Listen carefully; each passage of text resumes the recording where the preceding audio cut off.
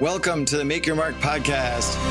Hey everyone, I'm Mark Moyer, author of Win Again, speaker, career coach, and business advisor. And I help athletes, executives, and entrepreneurs reach their fullest potential. What you're going to be hearing in every single episode are conversations with athletes and other sports-related influencers. And we'll be offering you the insight that you need to succeed in life, including advice that will let you jump past your competition, whether it be for a great new job or taking your business to a much, much higher level. Make sure to connect with me on social media at Mark Moyer Coach and go to my website, markmoyer.com, to get access to the tips and strategies that my coaching clients get directly. If you're looking for ways to make your mark, send me an email to mark@markmoyer.com and I'll get you going right away. Thanks for joining me today. It's going to be an awesome episode. Now, are you ready to make your mark? Let's do this. Welcome to the Make Your Mark podcast. My name is Mark Moyer and I'm broadcasting to you live from New York City. Super thrilled to have you on board wherever you're listening. If it's here in New York, somewhere else in the United States, or anywhere else on our planet, thanks for being here. And I'm super excited because I just finished speaking with Tao Pupu'a. Yes, Tao is really an incredible guy. He played in the NFL, which is not an easy thing to do, as you know. But then he basically got to the top level of opera singing. That's right. Tao is a world-renowned opera singer. And this is after a career in football. Really an incredible guy, an amazing guest. You're going to get so much out of this episode. But before you jump in, please reach out to me, mark@markmoyer.com, with any comments, suggestions, or if you'd like to recommend a guest. Super, would love to hear from you. Also, go to the website anytime, markmoyer.com, to get access to all the previous Make Your Mark episodes. They're all on there. And lots of great content for business coaching, any advisory work, career stuff, etc. It's all there. Also, make sure you subscribe to this podcast on iTunes, Stitcher, Spotify, YouTube, wherever you're listening to this or watching it. Please subscribe. But let's jump right in now. Tao is an amazing guy, a lot of fun, a lot of great advice too, and you're going to really love his story. Happy listening.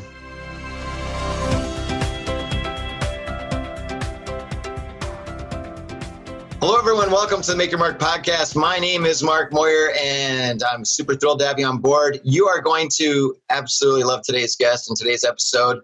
Not only is Tao Pupu'a an amazing talent, but he really looks good in spandex too. I don't know if I should say that. Should I say that yet? But anyway, we'll move on from there. But thanks for being here. Say hello to everybody. Hey, Mark. Good to be here. Excellent. So today what we're going to talk about is, mostly really your story, but I really want to talk about not just the fact that you were, you played in the NFL, which is amazing. It's such an incredible accomplishment. Very few people get to that point. But more amazingly is what you're doing now and as an opera singer. And yes, that is correct for all you fans out there. It's incredible. What a great story. You're a funny guy, I think, a nice guy, I think. Oh, you are. And super. So let's jump right in. I know that you've been interviewed before, and I've heard the story of, your family moved here when you were 5. You've got 8 brothers and sisters. And, like a lot of people that come to this country, it's not easy. It's a struggle to jump right in. You moved to Utah, Salt Lake City. Tell me a little bit about what you remember growing up in Salt Lake. What was that like? Well, being the youngest out of 9, what I remember is that I would only see my father on Sundays. He would work Monday through Saturday just to make ends meet. They didn't speak English, Tongan, because I'm Tongan. And so the only time I would see him is, and the family together, is on Sunday when we would go to church. And my dad sometimes would give a sermon and sometimes he wouldn't. I mean, grew up Methodist and we were strong Methodists in the heartland of Mormon. Yeah, I would guess it is the heartland of Mormon. So as you're growing up and you're attending high school, are you attending, for example, a high school that's mostly Mormon, or is it mostly not? I mean, do they go to their separate high schools? I don't know.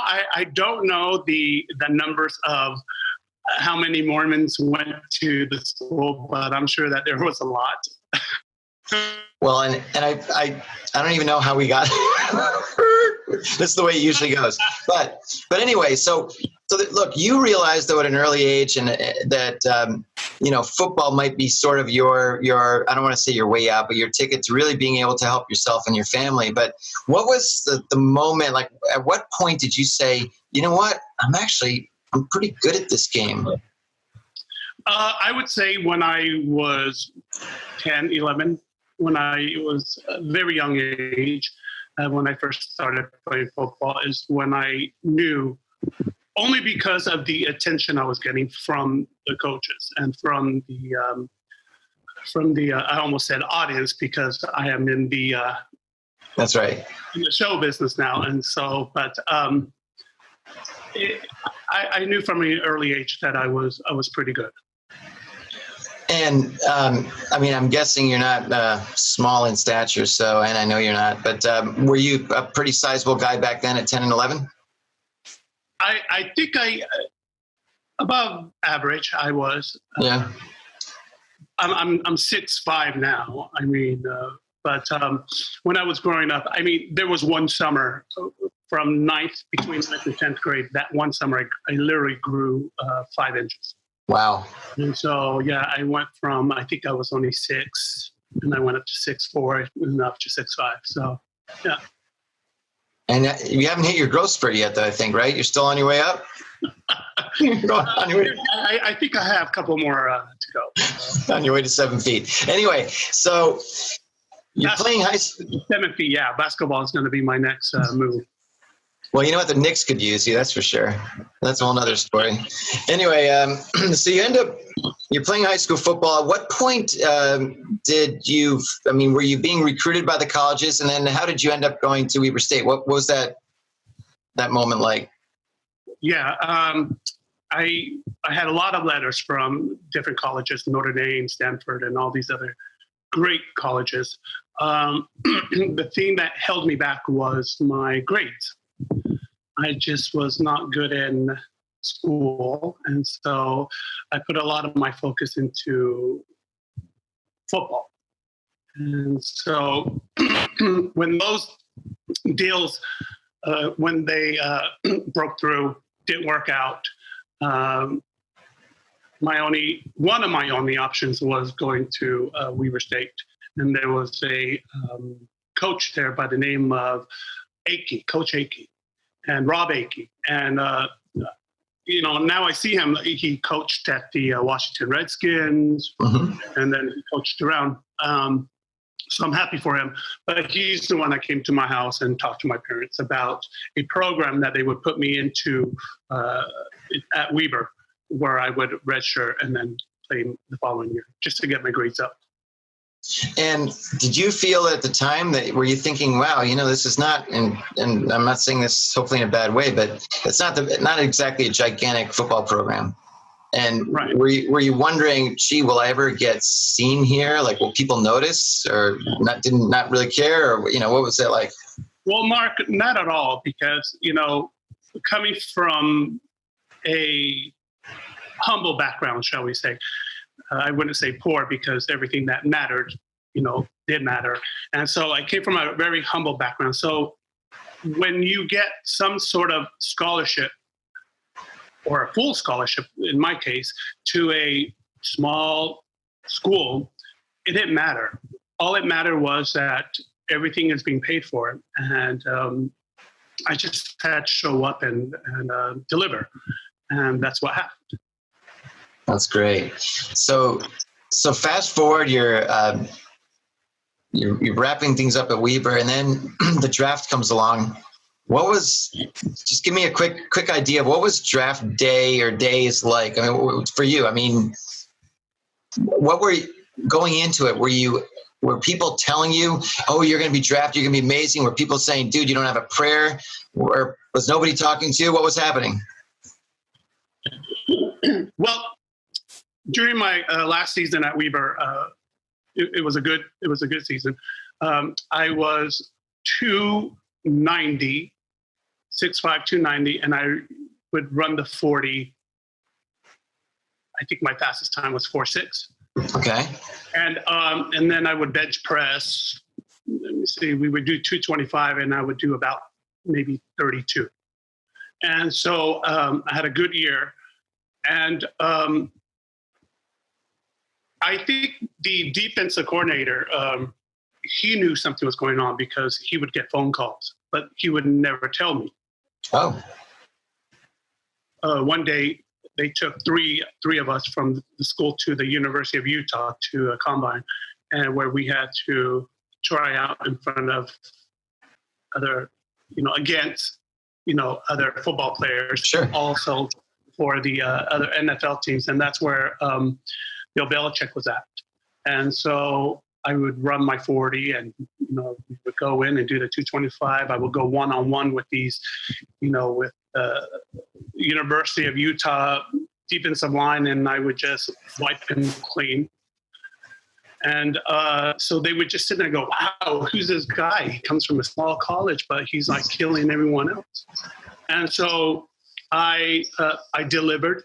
And so I had no idea. I still had no idea what was going on. But Bill Belichick did pull me to the side, and we talked to me and told me that things are going to start looking up, and which I didn't really get. I just went, lots of promises and stuff. So went back, and then a couple of weeks later or months later, I got a phone call that my brother-in-law told me that the Cleveland Browns just called that I was drafted, and so I had to call them back and had an interview with them. So, and obviously you passed it. Good, excellent. Phew. Yep. And then it came time to sign, and you're like, "Oh my God, here I am! I'm in the big show."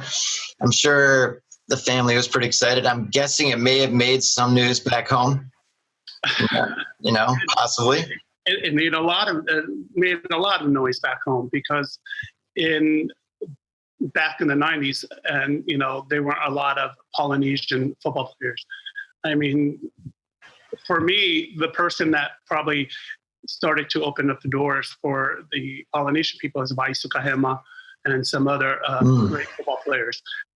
And there was only like a handful back in the days, in the 80s and even in the 70s. Yeah. I mean, these are, for me, I look back and I look at, Suitcase and all these other players.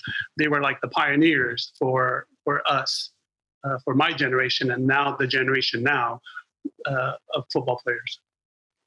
Well, I think, look, and you also mentioned, I'm a big rugby fan, and I know that Tonga, actually, people don't know this, but rugby's pretty big there as well, isn't it?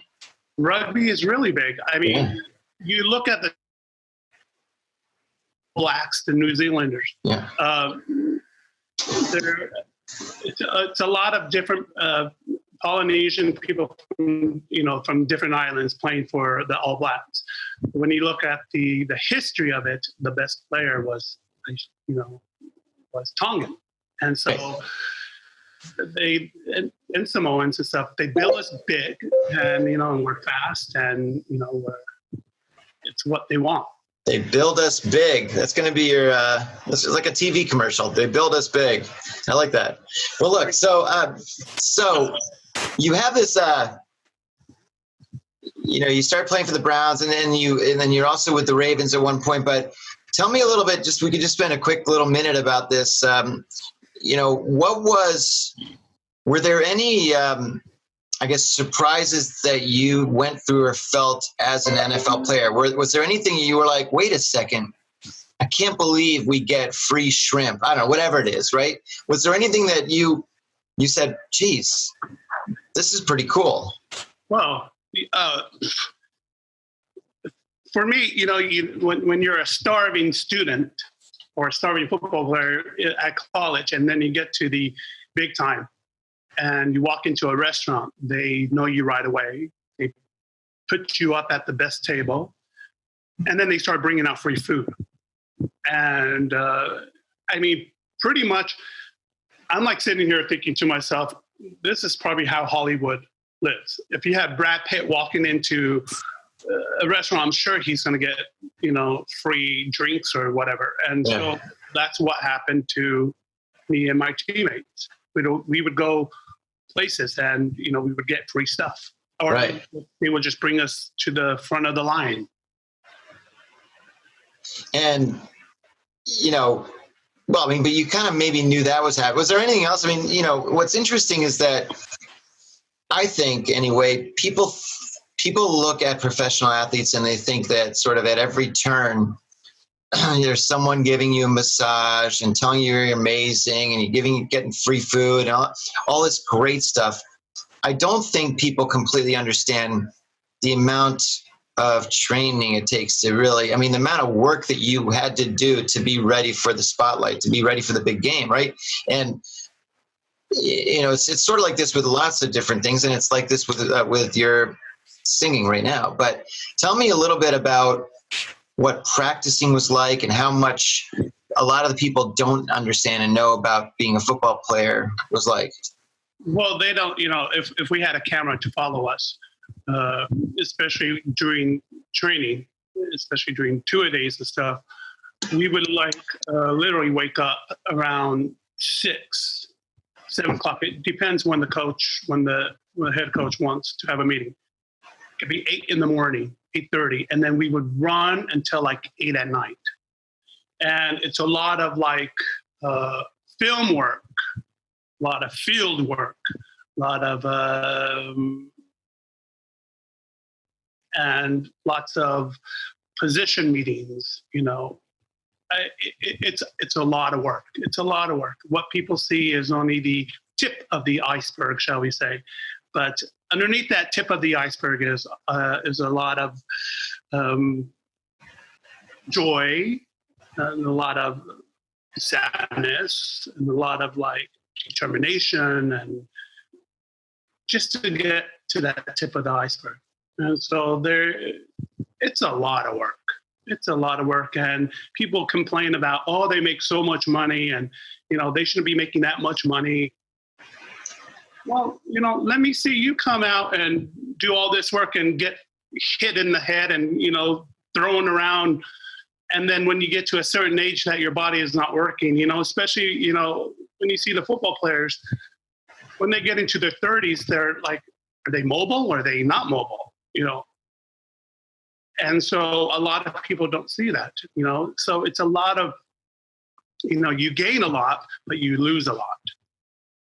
Well, it's a sacrifice, right? And I think people don't understand that. You're absolutely right. They see, for example, for argument's sake, Tom Brady today, and they see, God, this guy's got everything. He's got homes everywhere. He's got Giselle. He's got everybody. But, this guy probably is going to struggle physically in his 50s, 60s, and so on. And it's the price that's being paid. And he's, maybe, I don't know if he's a great example. He wasn't getting hit as much as a lot of the guys doing the dirty work, right? So on the position, yeah. So anyway, all of this is happening, and then you're playing. You're in. You finally realize the pinnacle of your sport, and then things kind of went sideways. Tell me about how that happened, and we'll go from there. All right. So now I'm at with the Baltimore Ravens. The Cleveland Browns, we have left Ohio, and we are now in Baltimore. And it was before our opening. I forgot who we were playing against, but I broke the arch on my foot. And so what happened was Big Zeus, what we called him, Big Zeus, rest in peace. He's gone now. But I was triple teamed. So what happened was Big Zeus came down. He's about 360 at 365. So he came down really hard on top of my foot, and my, the arch of my foot just collapsed. And then so I broke the arch of my foot. And I remember I just heard this big snap and held my ground. I was bouncing back, and then they took me to the side and took off my shoe, and there it is. It was just this big old sized 13 and a half feet that is just blown up. And that's what, and in this sport of football, especially in the NFL, it's if you're an aspect of racehorses, if they put a lot of money and invest a lot of money in you, and if your horse goes down, gets injured, what do they do? Do they put it down, or do they just let it go? And so that happened to me, and so I had a lot to think about. Do I stay with the team? Do I have them rehab me back to health? Knowing that if they do rehab me back to health, that because I'm I'm injured and pretty new in the NFL, and so are they going to let me go right after they heal me, or what do I do? So I made a decision to go home, but driving home to Utah, I had a good talk with Bill Belichick too about it, what I should do. But driving home from Baltimore to Utah, about a 2-day drive, I had a lot to think about. Where my life is going to go. What am I going to do? And I'm not going to lie. I mean, when I got home, I was depressed for about a year. Couldn't watch football because I can watch my teammates be out there playing, and here I am sitting at home. And so I had to do something about it. So I had the opportunity of going to Canada to get back into NFL, talk to Bill. And Bill said, all right, go to Canada, play for a year, then, we'll pick you back and pick you up. He would pick me up. And so I went to Canada, I forgot what team it was. And I remember I was there at their camp and I pulled my hamstring. And I've never pulled a hamstring. Pulled my hamstring and I thought to myself, oh God, I don't know what to do now. So I decided to leave Canada and I came back to Utah, and I just thought to myself, what is my true calling in life? Because I believe that everybody has a calling in life. And I remember looking outside of the window and said, step left, move forward, and go and sing. And I thought, this is crazy. I've been playing football since I was 10, and you want me to go and sing? So I decided to do that. So I packed my one suitcase and moved to New York. Didn't know anyone. Didn't know a soul in New York. And here we are now. Wait, no, you can't skip ahead like that. So here's the deal. I mean, it's interesting. There are many people have done the same thing, different backgrounds, but they've come to New York with that suitcase in hand. And one thing I always like to tell people is that there's a big difference, in my opinion, between showing up in New York with a suitcase and showing up in LA with a suitcase. In New York, I find that people are sort of have a tougher outer skin and they're tougher to get to know. But once you get to know them and they get to know you, you're developing a long-term sort of relationship, whether it's a professional one, a personal one, whatever it is. And in LA, it's sort of like everyone's your friend, but you never really know, for the most part, how genuine and sincere a lot of that is. And, don't take that the wrong way, LA. Relax. I spent some time out there. It was fun. Okay. But I'm a little too amped up for LA. It was a little, wasn't the perfect fit for me. But anyway, so you show up with a suitcase, and the first thing someone does, I'm assuming, is mugs you, or that's what everyone thinks, is you come here and you get mugged right away, and then they steal your suitcase, kicked you in the jaw or whatever. I don't know. But so you show up.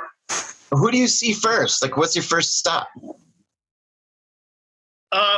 Well, the reason why I picked New York is because I wanted to be an opera singer. Right. If I wanted to be an actor, I would move to California, to Hollywood. But I wanted to be an opera singer. So, and here we are in New York. I mean, you have all the great schools, Julliard and Manhattan School of Music and all of that, the Metropolitan Opera. And so I had to find something. I needed to, well, when I first moved to New York, I was depressed for about 3 months. Everything just moved so fast. New York, I mean, I'm telling you, nobody looks up.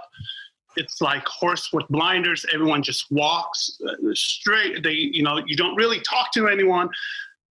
I remember at a convenience store, some lady came out and she was screaming at the owner of the store. Yeah. And, I'm just walking past from Utah and I said, "Hey, what's going on? Everything okay?" She turned around and started screaming at me to mind my own business. And I thought, well, welcome to New York, and I thought to myself, don't talk to anybody, just put on your blinders and just keep going. And that's what I've done. Ever since then, I put on my blinders and I kept going. I didn't know what to do. I had some money from my football, years, but I needed to meet people. But how do you meet people in that music side? So what I did was I went and got a job right across the street from the Metropolitan Opera, the greatest opera house in the world. And so I walked into this restaurant and I said, "Hey, I'd like to work here." And they looked at me, but I didn't want to be a waiter because I didn't want to deal with people. So I said, well, let me be a maitre d'. Let me, be at the front, stand there and be a presence and,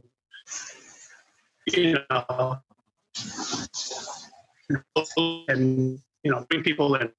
So I got the job, and the restaurant's no longer there. It was called O'Neill's Restaurant. Right. The reason why I picked that location is because I knew that all the opera singers from across the street would come and eat. And Julliard is across the street. And that's how I met my colleagues. I would ask questions, but I also would watch Placido Domingo, Luciano Pavarotti, and all these great singers. They would come into the restaurant and I would watch them. I would see what they would eat, what they would, drink. Do they drink alcohol? Because, alcohol dries out your vocal cords. And if they did drink, what kind of alcohol or what did they drink?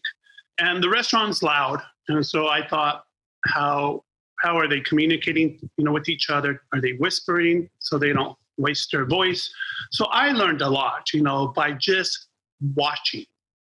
And so that brings me back to, my football days of you learn by watching and then you go out there and you do it. You learn from examples. You take the good examples, you take right, the good and throw away the bad. And so I learned a lot from watching these great artists because I was brought up playing football. I was brought up of learning how to watch and doing the good, and so. So now I'm going to be wondering every time I go to a restaurant anywhere surrounding Lincoln Center there, if they're actually an opera singer in training. Should I assume that? You know what? There might be, but that was for my mentality. Yeah, no, I understand. Because I'm sure nobody thinks that way. Well, I shouldn't say nobody, but from being an athlete, you sort of pick up a lot of things. Like for me, I'm on that stage and I'm singing with other artists.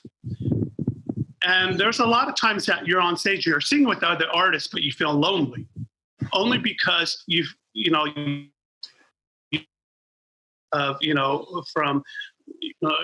football, you play as a family, as a team. But in opera, what I've noticed is that everybody wants to be the quarterback. Everybody wants to throw that touchdown pass. Everybody wants that spotlight. And so there are other artists that would push you to the side so they could be in the spotlight. But luckily I'm 6'5". No. Yeah, I was going to say, not so easy. For in my mind, I'm looking at, at my colleagues as a family, as a unit, and then I'm looking at the conductor as the coach, or Right. Coach. or as the quarterback, conducting us and making sure that the play is going smoothly and everything. Well, what's interesting is that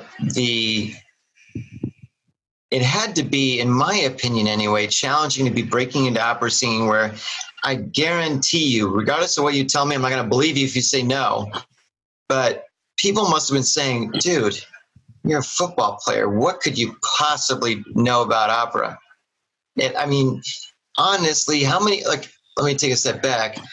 Out of all the people you've ever met in football, all of them, how many of them have known even one note of one opera? And I don't mean to say it in a bad way, but it's not a common thing. And here you are, not just deciding, this is going to be what I'd like to do next, but you've attained such, you've done a lot, and we'll talk about that in a minute. You're basically at the NFL level in opera, right? You've attained up here in a second, completely different discipline, which is incredible. It's really a great accomplishment. So, when you were just starting out, and then you were accepted into Julliard, which was an amazing accomplishment also. But did you ever face people that said, "Wait, who is this guy, and why is he here?" Yes. In the opera world, they are quick to judge of the outer appearance of a person. And so when I would walk in, they would see this big guy walk in. And so they were already interested in it. And so on that side, I had them on my side, my presence itself. But now I had to deliver by opening my mouth. Right. That, I'm here to sing. I've been fortunate. I haven't seen anything or anyone. I just had to deliver, and that's what it was, because I'm a tenor, and when you look at the tenor world, they're usually short and round, and usually the majority of the time the tenor is the Romeo, shall we say, in the opera world. But the majority of the Romeos are 5'5" and interesting. Wow. So when they saw me walk in, and they were like, "Wow, he's 6'5" and he's a tenor. Now this is a Romeo." I'm not tooting my own horn, but I'm not bad looking myself, and so and so when I walk in, you got it, but now you just got to deliver. And right. So, yeah. And so, but to deliver, I had to play catch up, because when I was learning my football plays and running around and hitting and tackling people, my other colleagues were learning their do, re, mi's. You know what I'm saying? Yeah, of course. Yeah. So you're right. You had to play catch up. So I know that you've had obviously some incredible people that have really helped you along the way. And your voice teacher, I saw a little bit of an interview that you with her in it also, and clearly, at least the one I'm referencing. You may have had a few, but she. I'm curious to know what she seemed to really see the diamond in the rough, or I don't know what the right term is in you, right? But walk me through, I think, again, I don't know if people understand how challenging and difficult it is to do what you do, because it's not just opening your mouth and out comes this beautiful voice. It's a lot more than that.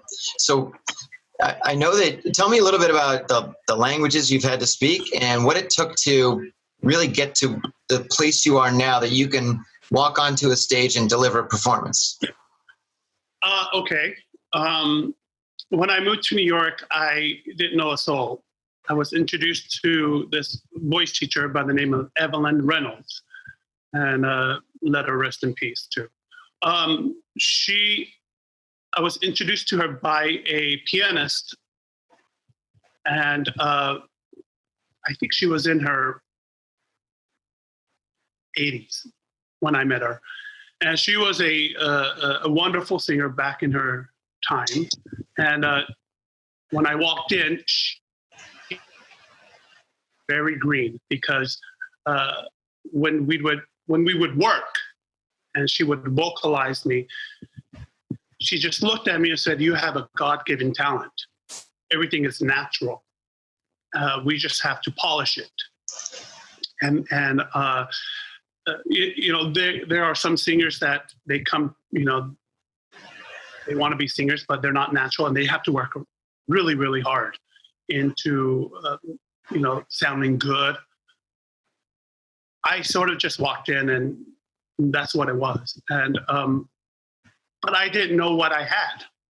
I've been told my whole entire life that, hey, you're good in this, and you're good in this, and, but until you realize it yourself, and you take your responsibility for the gift that has been given to you, and you nurture it and you take care of it, you wouldn't know what you had. So I walked into this room, and she had two other singers, and she wanted to do like a class, like pretend we're at Carnegie Hall and you're walking out to give a concert. Well, this lady Evelyn taught me how to walk into a room, how to stand there and sing, and she taught me how to bow afterwards, and how to accept the love from the audience, and how to walk off, and how to acknowledge the pianist after the concert, or if it's with the orchestra, how to acknowledge the conductor and how to bow with the conductor, and all these things that I had no clue of doing. And so, from then on, I had to learn Italian, French, and German, which I learned when I went to Julliard. So, time out. When you're learning Italian, for example, I'm going to say something that's... Italian is much easier, because when I look at Italian, it's more like the Polynesian language. It is what it is when you look at it. The vowels, we have the same vowels. We have, so when I look at it, it's like my language. We have io, I-O is io, and so I would look and go, oh, io, or, mata, M-A-T-A, right. It's pronounced the same. And right. So there are a few words, that you have to work with, but the majority of it, the vowels are the same. And so we sing on vowels, and, we use our consonants, but yeah. But in German, so then German's a whole different story. But German is a whole different. Oh man! You have to have, and, you have to have all that.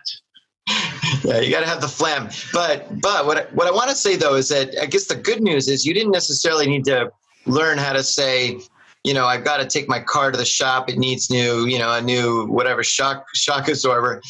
In German, you needed to know most of the words that would be part of an opera. And I don't think shock absorbers comes up in the opera too much. I don't think anyway.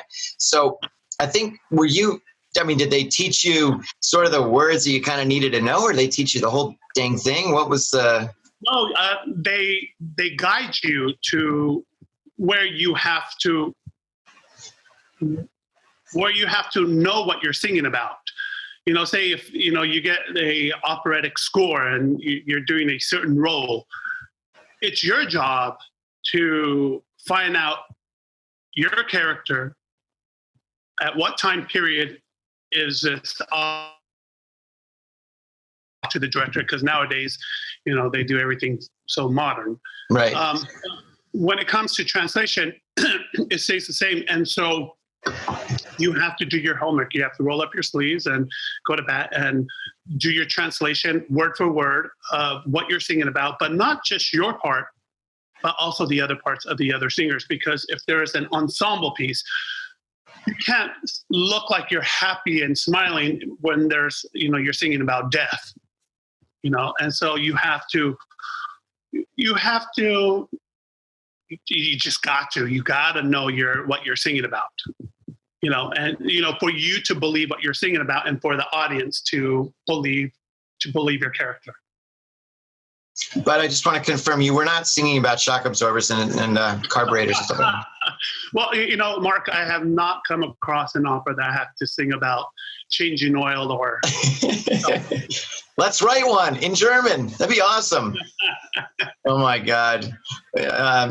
Voted 10 worst ideas in modern history by Mark Moyer. Anyway, so now now you've gotten to the point where you sing internationally, and you walk into a concert hall in, let's say, Prague or London or somewhere, and I mean, do you walk in and is it sort of, I don't want to say you're at the rock star status, but is it sort of like that where people you're now a recognized figure and people are saying, wow, there he is?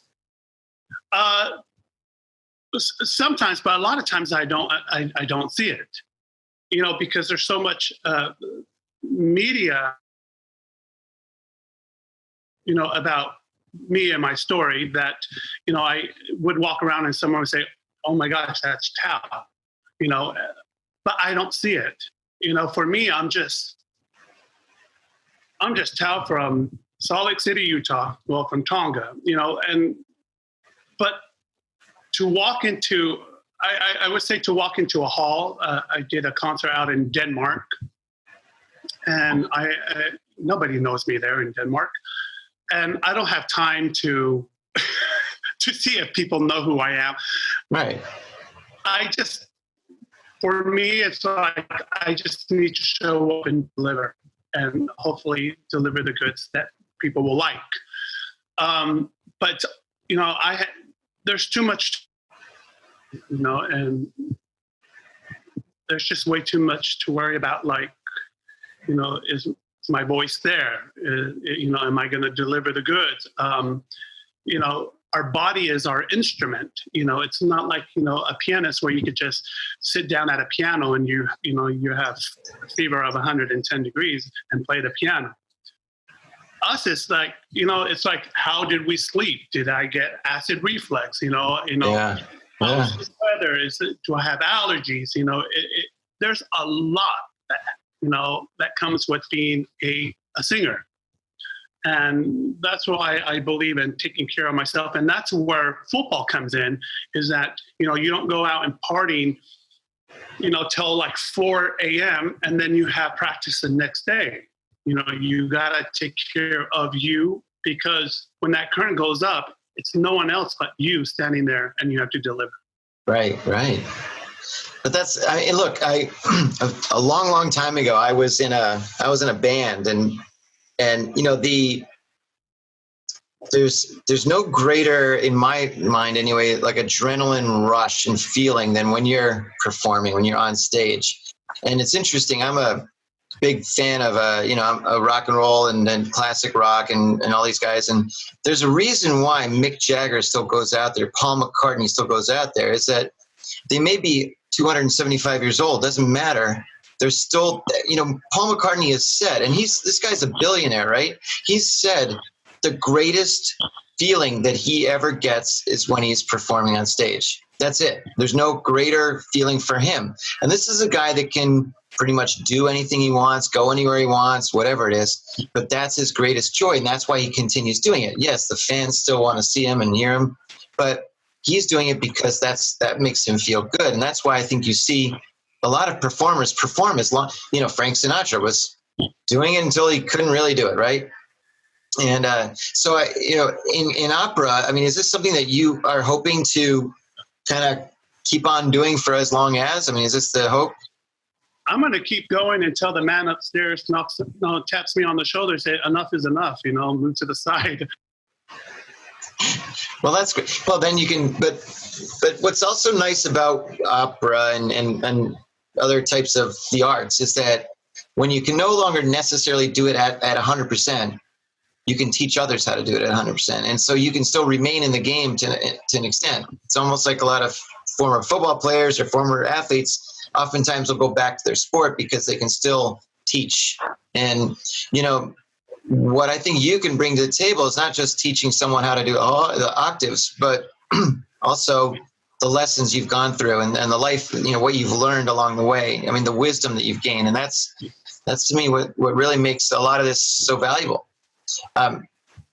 Now, I want to take a quick little transition backwards to when you were playing, because one of the things that I'm very passionate about is really helping athletes make a transition out of their sport and into something new. And, you know, you mentioned earlier that it took you a fair amount of time before you realized, well, your gift and what you really loved doing and wanted to do was singing. But there was time right after you were injured and you retired, that there was time when you didn't really know what to do next. Now, back then, were there resources that were available to give you a sense of what can you do? I mean, does the NFL or the NFL Players Association, any of these guys, do they reach out to you and say, hey, Tao, we heard you were injured, you know, you're retired, but we've got this program in place to help you go to the next step? Or was it sort of like, you know, tough luck, good luck with what kind of experience did you have? Yeah, it's more of a tough luck, you know, deal. For me, it was like, you know, your teammates feel bad for you and everything, but, you know, but for me, it wasn't about so much about my teammates, how they felt or what can one do for me, but it's coming back home. That is the biggest, I would say, disappointment for me, is to come back home and you have your family will always be there. They will always love you no matter what. Then you have the haters that sit there who never made anything of, you know, of their life or their kids or whatever. But they sit there, he wasn't good enough. He was this, this and this. And so you get a lot of negative when you go back home. It's just like, it's a lot of noise. And so what can I do but walk around with my head up and think out loud and say out loud that it is hard to get drafted. And for these people to say, you know, this and that, just to get drafted is hard. It's hard enough. You know, you look at the lifespan of, you know, the football players playing in the league, it's 3 to 5 years. That's it. And, you know, if you come out, you know, if they cut you out of the 3 or 5 years and you're healthy, God bless you. But if you get released because of an injury, you have that injury with you your whole entire life. And, you know, with me, I wake up and, you know, when it's cold, my foot and my lower back is out and everything, but you got to keep going. You got to have this positive thinking of like, I'm going to keep going and I'm going to do something new. And so when I was in Utah and all that noise was going on, you have positive and negative noises. You have to, for me, I grew up in a religious family. We believe in the higher power. And so I just had to go back to God and believe that things are going to work out no matter what. And that's when that voice came into my head. It's to keep going, but we're going to take we're going to go into a different chapter in my life. So, and, but really difficult to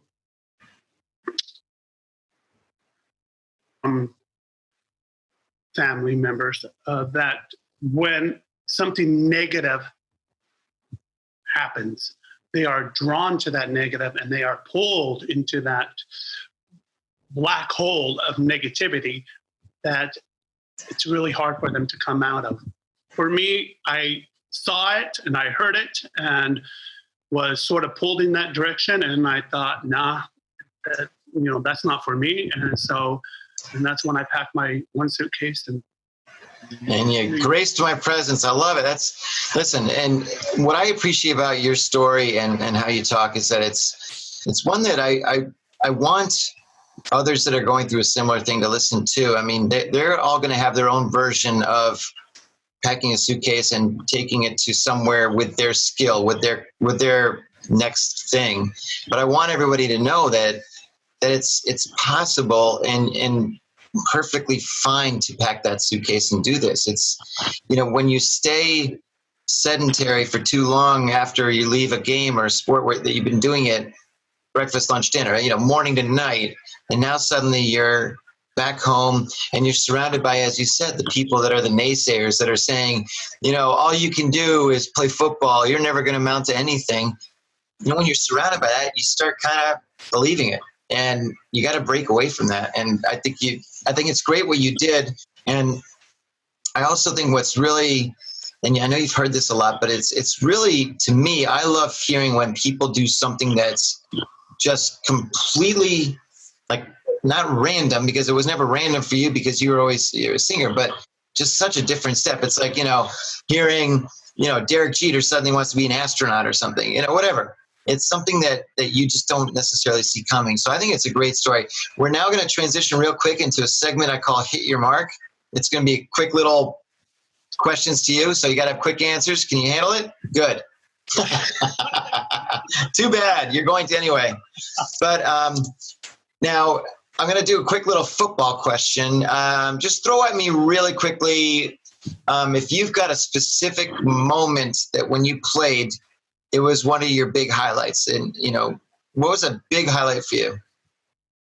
Jeez. I would say is when I tackled Herschel Walker. And I remember them, and I just thought to myself, in my mind, I thought, dude. You tackled Herschel Walker. Elementary when, it's like,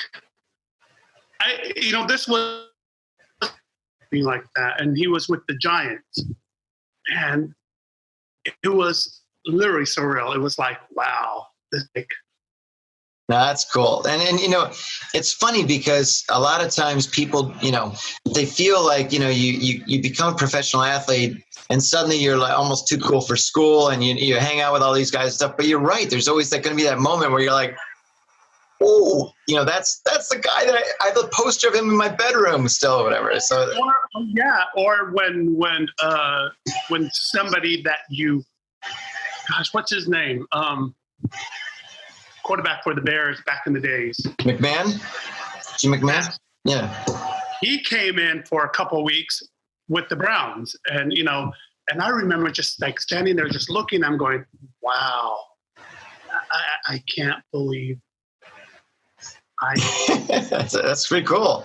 All right. So next one, you've learned a few languages, so we've already talked about this, but do you think, so is German the hardest one to learn? No, I would say Russian. Oh, all right. So how do you? That's why I have not sung anything in Russian. Yes, I believe. Well, maybe you could. So wait a minute. You can't what if you sang here in New York a Russian opera and we'd be like, that sounds Russian. I don't know. Well, I guess the reason why I'm not sung in Russian is because I have not been offered an opera in Russian. But I've been told that I should learn a lot of Rachmaninoff songs. And the reason why I haven't learned any Rachmaninoff songs is because of the language. And so Maybe you can translate it into English then and do it that way. I don't know. Or not. So then. Not in this world. They would literally boo you if you're going to sing Rachmaninoff in English. Probably doesn't translate as well. Now, the last sort of separate question I like to ask is, I'd love to hear from you 3 people that you would love to sit down and have dinner with. They can be alive or dead, but people that you just you'd say, wow, it'd be cool to sit down with them. 3 people? Yeah. Martin Luther King. I'm going to get really spiritual, but that's okay. I would say Jesus. And the third one is, I'm going to say Mark. Here we are. We're talking and we're sitting down. Yeah, you. Oh, you're the best. Well, but no offense to you, but I'd probably be spending some time talking to Jesus. I need to earn some more points, I would say the third one would be my dad, who passed away 2 years ago. Oh, okay. Yeah. That's nice. Just to get more advice. That's great. That's a good triad. And of course, I'll serve you dinner. How's that? I'll swing by with the bread or whatever it is. Wait, I won't need to do that with Jesus. Gotcha. Anyway, well, look, I really appreciate your time today. It's been a blast. You're an amazing individual for a lot of reasons. I almost hate saying that because it's really a cliche term, but what makes you stand out is not the fact that you're a football player, but the fact that you really took something that you identified that you had a gift, and quite frankly, you really busted ass to get to the point where you are now. I mean, it's not easy getting to the major leagues of the opera. I mean, this is tough, and you've done that. And I rumor has it there might be some sort of, tell me about something in the works these days for you. Well, we'll see what happens. You can't really say anything until something sort of surfaced, but yeah, something with Hollywood. Whoa, Hollywood. All right. So have you practiced your acceptance speech for anything or not? No, I'm just joking. I'm joking. And what are you going to wear on the red carpet? That's what you really need. Spandex. We're back to spandex again. I love it. Well, we start and end with spandex.